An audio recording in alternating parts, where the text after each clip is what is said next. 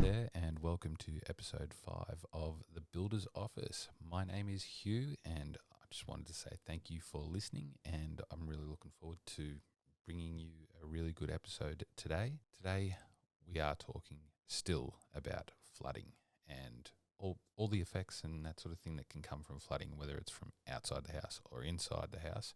So stay tuned because we're going to be delving deeply into something really good today. Just off the bat, you probably can hear that there's a little bit better audio going on. I do have a couple of new bits of technology that have come in. I'm still coming to grips with it, so just bear with me. Right now I'm sitting at my desk and new bit of technology up in front of me with a video camera, trying to work out how this all works, and I've got no idea, so just bear with me while I work my way through it. So hopefully the audio is really good and you guys can hear me really well. And yeah, let's just dive straight into what we're going to be talking about. So first up, wanted to have a little bit of a chat about, should we plan for a flood where we're looking to do a build? And my God, yes.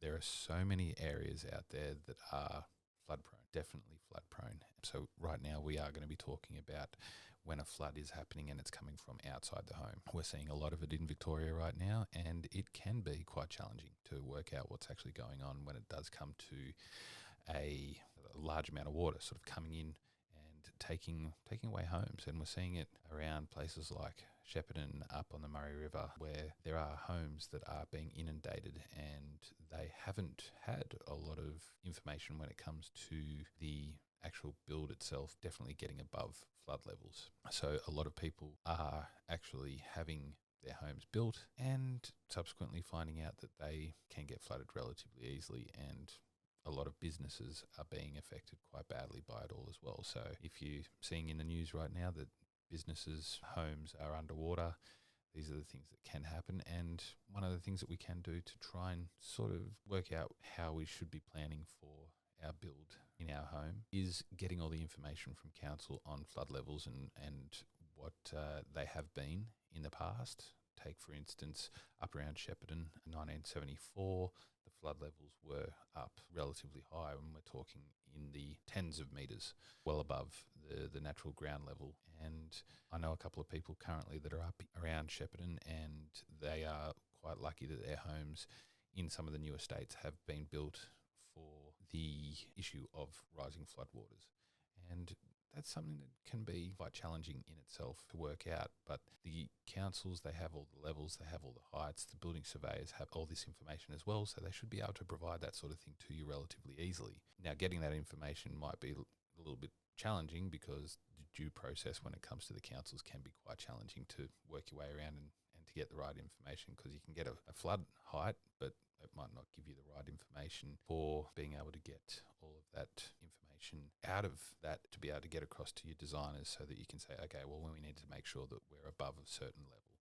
And a lot of times that'll mean that the land is relatively low, and you might have the condition where you have to come out of the ground quite a considerable amount. And we've seen that just in some of the southeastern suburbs of Melbourne, one of them notably being Pakenham, being a house. It was quite a while ago now. We're talking coming up on 17 years ago, but this place, beautiful home, built in a flood-prone area, and the building surveyors had conditions and the council had conditions that this house needed to be above the flood level from, I can't remember which year it was, but there was a flood level that they had to be above, which meant that the floor level inside the house was raised quite considerably up to around 1.3 metres out of the ground.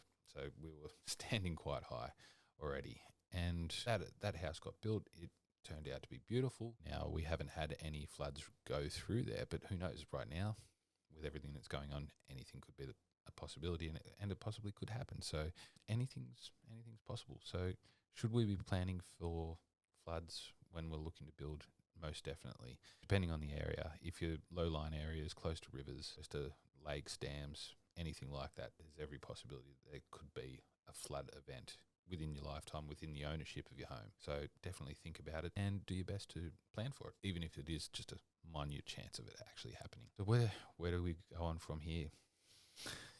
Off we move into the next little bit. What factors come into play when designing a home to mitigate flooding, whether it's from outside the home or from within it? Really good question that got raised to me and posed to me just the other day. So flying by the seat of my pants, I can sit here and I can tell you right now what factors come into play when designing a home. Of course, we just ran through one from outside the home, which is to do with the design, making sure that you are going to be mitigating those flood level heights, making sure that of simple things like fall away from your home, don't have the things falling in, and that sort of thing should get covered by your building surveyor with the design and the plans of your home as well. Now, that's all going to work to your favour when it comes to a flood from the outside, but then what do we talk about when it comes to mitigating flooding from inside your home once it already gets in? Now, the other week I was at a home that had flooding, and the amount of rain that came down was pretty drastic. But that being said, the home itself had a number of issues with not being able to keep the water out. So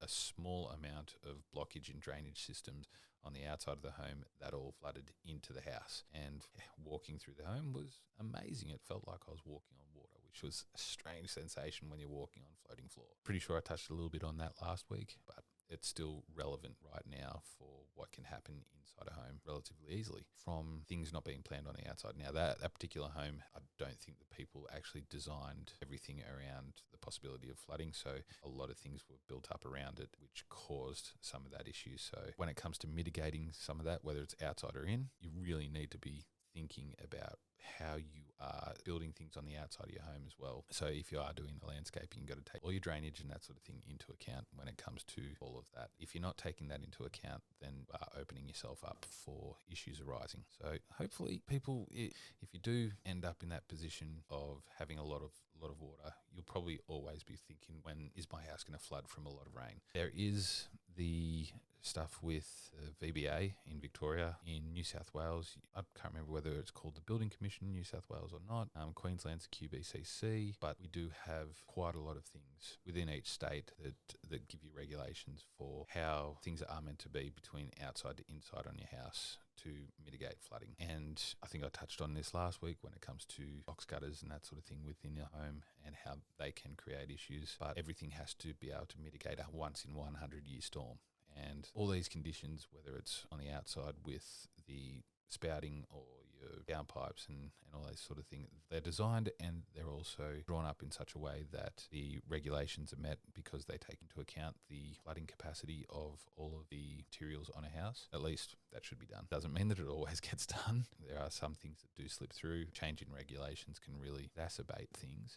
So we have to be careful. We have to be on the ball when it comes to all of that as well. So a lot of these sorts of things will probably be challenging for everyone as homeowners to understand, but speaking to your builder, speaking to your designers about all these sorts of things, if they are a concern and they are within the area of where you are looking to build, then it will pay to have those really deep conversations with these guys and really work out what your best course of action is actually going to be. So has this brought up any questions for you? And if it has, send us an email. You can contact me on thebuildersoffice101@gmail.com. Otherwise, you can always contact me through my business, which is New Realm Homes, and you can get in contact through us to me through the website, and pretty sure it has my phone number on there, so you might even be able to get onto me through that as well if you've gotten up to this far through the episode. So, drumroll please. What should I be asking if I'm in a flood-prone area, and how do I find that information? So I've covered that a little bit earlier. I'll cover it again because it's quite important. Should I be asking if I'm in a flood-prone area? Yes, you should. Everyone should be. That you can get all that information from the council, and just by going in and asking for information for a particular property, there are some civil engineers that will be able to get that information for you as well, because that's all the information that they need to make sure that all of the design is done to exactly what needs to be. So can be done, should be done. Hopefully you can get that information relatively easily. Finding the information is just